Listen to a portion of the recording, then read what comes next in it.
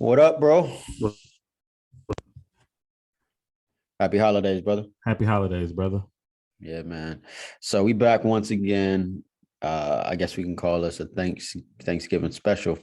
But unfortunately, it's not as happy as we would like it to be. Once again in the news, back to back in the news, I should say, LeBron James, who was in Indiana last night, balling, and they went Yep. into overtime. And it's one of those things where they give you half the story and then you find out later on exactly what actually happened, and then it just is like, okay, yeah, I see why he did that. Now LeBron, just to give some context, was in the news recently for backhanding somebody by the name of Yeah. Isaiah Stewart. And if you haven't read up on that story, which I'm sure if you've been online you've probably heard about it, um, and he got suspended for one game. Then he came back, and in this particular game, they actually went into overtime and won the game. LeBron, I think, had a season high so far of 39 points. But in that overtime, and I definitely want to get your thoughts on this, Willie. Two fans that were sitting courtside, he had ejected. He had them removed, and after it happened, of course, the internet is an uproar talking about LeBron soft, MJ and Kobe wouldn't have done that, et cetera, et cetera. But then you find out what these people actually were saying, and the fact that other fans around them heard it. And some of the security that was in the arena told those fans to actually cool it until LeBron had them ejected. Now, I know you know what happened. And I just want to get your thoughts on the way on first off, what did happen, and how everything was handled, and just your feelings on it overall. Um, I mean, I'm all for fans coming and talking trash to the players. You know, I'm all for fans coming and heckling players. I love that to me. I love it when they do that in sports. That makes the game fun and more entertaining. And sometimes pretending depending on the player, it makes them, it lights a fire on them. So, Mm-hmm. but to a certain extent, you don't want to take personal shots at people. You don't want to take, you know, talk about people's kids and stuff like that. And fans have done that. To be completely honest with you, man, I think the NBA, they're trying to do a better job. We haven't had any incident as of late of anybody throwing anything. That's where, to me, that's just the ultimate like disrespect right there. You can't throw things at all. Like, you can't throw things. You can't touch these players. In the past those, we've had those things happen. I think most recently it might have been Kyrie. Might have been one after that, but I think that comes to my mind was the fan threw a water bottle at Kyrie and stuff like that. So you can't have that.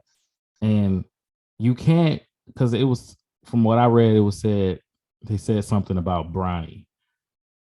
And I think, listen, man, you can say whatever you want, but we know when there's a line and we know when you cross that line. And to just blatantly say someone about someone's kid or someone's mom or someone's wife, I think that's the ultimate disrespect.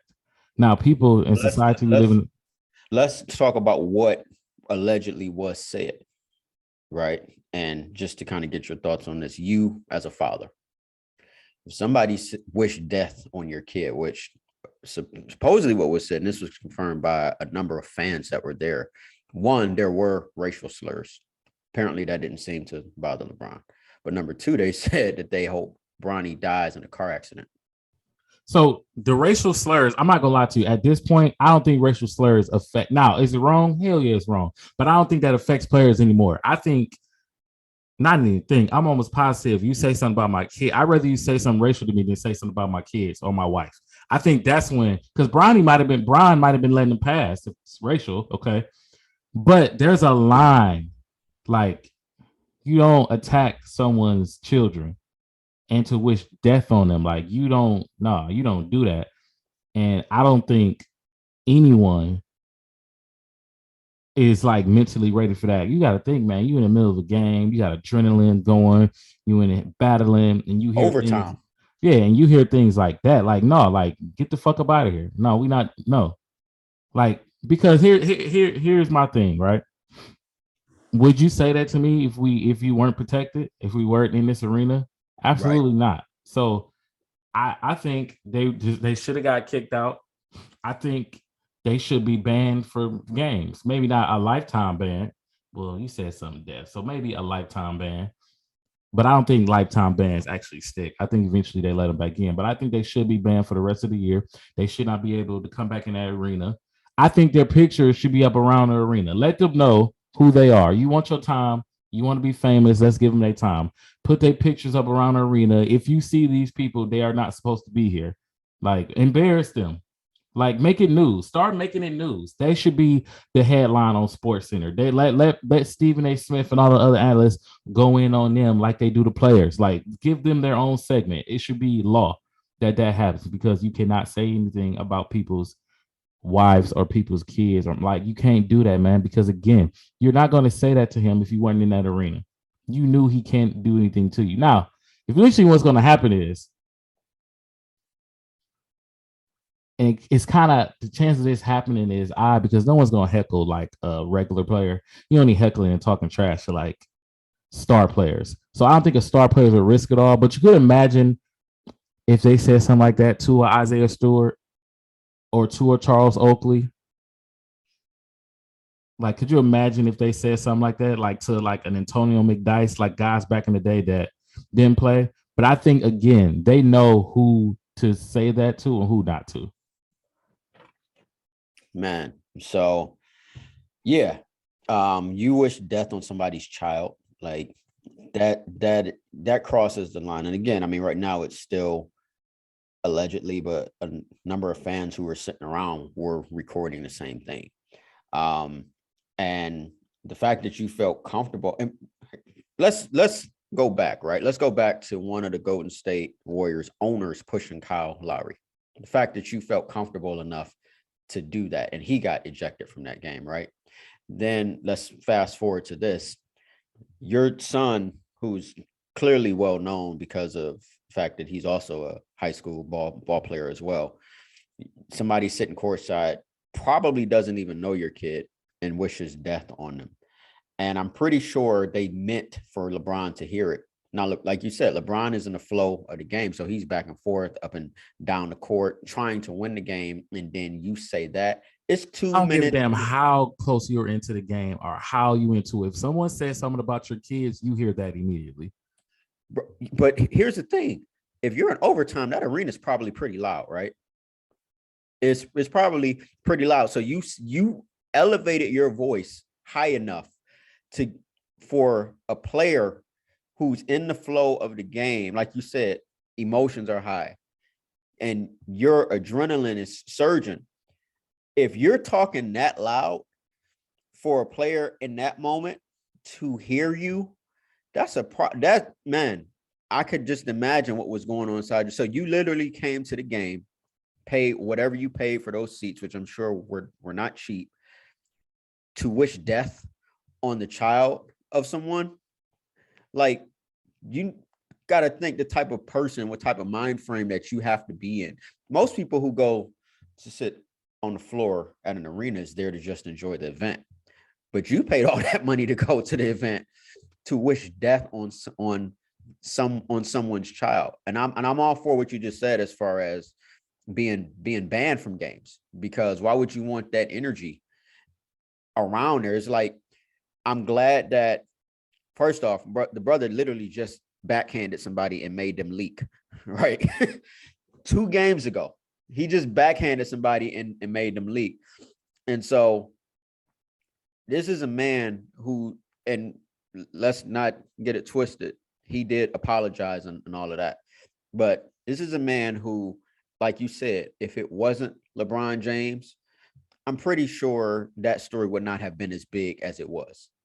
Just like the incident that happened last night. If it wasn't LeBron, they probably wouldn't have went at him like that. But yeah, something needs to be done in regards to protocol and fans.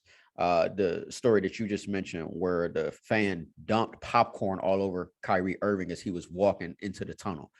Unacceptable, man. It's like you said something a while back, and I think I asked you this question.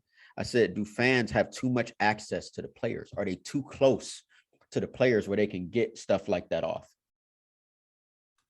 Absolutely, they are, man. Definitely in the NBA. In the NBA, you're literally like at reaching distance of the players. I actually think they should go back to how it was with COVID. With COVID, when it was like last year, not the bubble, but like last year when they were still like in technically like COVID protocol. I think those first rows, like you couldn't be near the players. They had them blocked off for like advertisement posters and stuff like that. I think it should go back to that. They're too close.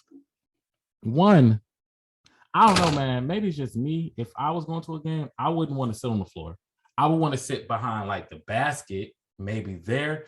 But me personally, I wouldn't want to sit on the floor just because you're literally in the action. You're part of the action. Like I don't. That's just me. Maybe I'm one in a million that feel like that. But I'd rather sit behind the basket because one, a player can bump into you. Anything you've seen incident happens. But in that particular sports, I feel like the NBA player protection is not as important as it should be.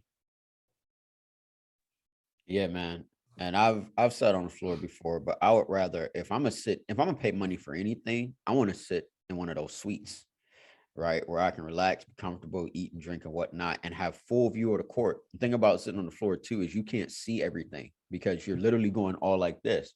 I want to sit like right in the middle, up high, where I can see everything, you know. But yeah, they need to do something about that, and hopefully the league will institute some type of policy. And I'm sure they're going to probably step up arena security because fans should not be able to say those things. Could you imagine if LeBron said something like that to someone? And that was one of the things that he said. He said, you shouldn't be able to say this stuff to me. I would never say it to you. How many times are we gonna have this conversation and end it with the NBA? I'm sure they're gonna step up arena security. Like I understand they can only do so much, and law enforcement is you got to think, man. You can only have so many in the building anyway, and they're still going to be outnumbered about how many fans there are anyway. So you really can't. You're never going to see everything, but you can easily take care of that if you. I guarantee you, if they started taking away the floor seats, because let's be honest, right? If you have floor seats constantly, you pretty much you got some dough. Let's be honest. Like if you constantly at, you know what I'm saying, at the games. The real fans to me aren't even the fans that are close anyway. Like the real true fans.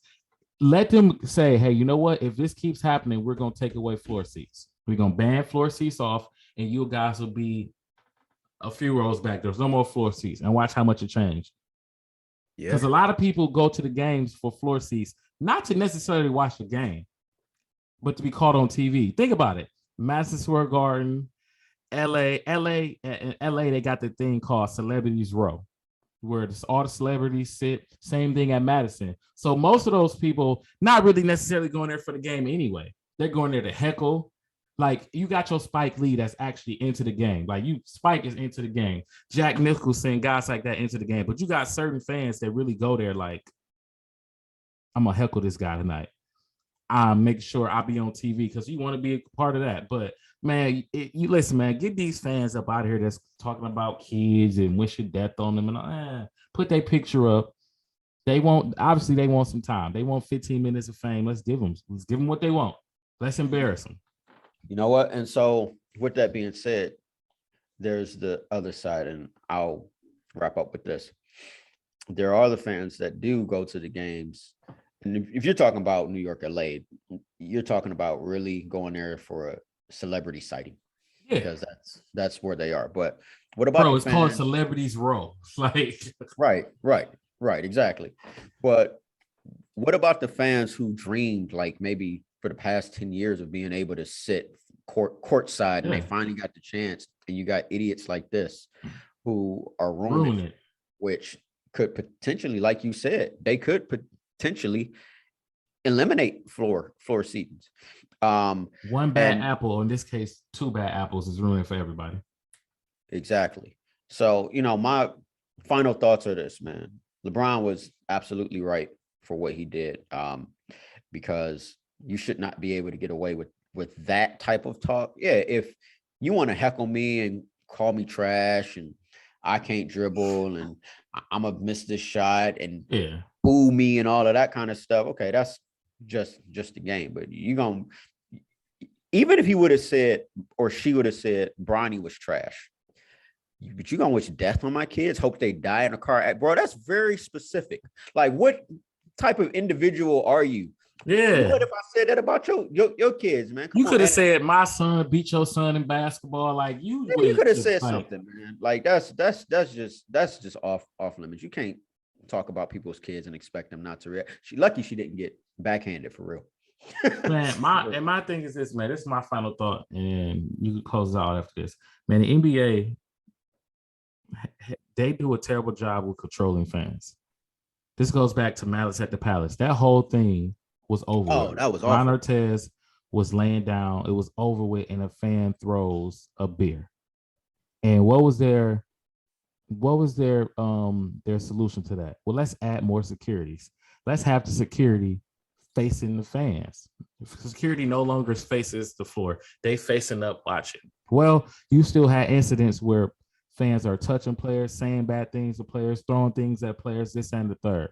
Like, when are you gonna start to making your number one priority? You can say everything you want to say about the NBA, about the NFL. The NFL, they've done rule changes and everything because their thing is player safety. Even if us as fans don't like a lot of the rules that they do it for player safety. Now, it kind of goes by the wayside when you say player safety and you add another game.